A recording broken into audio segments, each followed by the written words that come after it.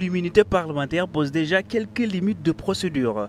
Il y en a dont la suite judiciaire dépend par ailleurs de quelques ajustements de procédure. Et la conférence des présidents de l'Assemblée nationale s'est penchée sur la question. Tous sont cités, liés par un trait d'union.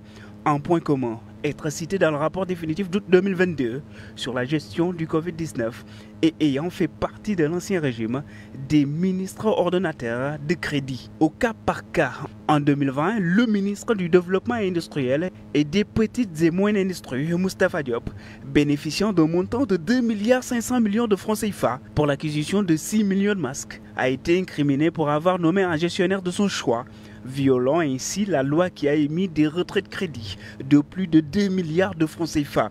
Moustapha Diop, interrogé, dit qu'il était malade, motif de sa citation.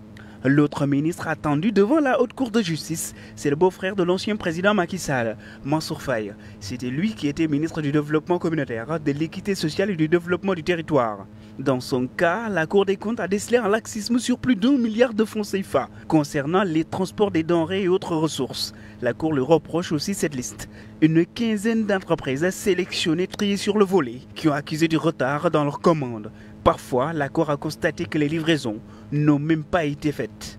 Une autre, Aïssatou Sophie Gladima, maire de Joal et ministre des Mines et de la Géologie durant 3 ans, elle aussi impliquée dans une affaire d'unité de traitement gravimétrique. En termes simples, une machine de prospection minière pétrolière pouvant aider le ministère dans ses explorations. Mais les rapporteurs ont conclu que les sommes, près de 120 millions de francs CFA, ont été décaissées et mystère, aucune machine n'a été livrée.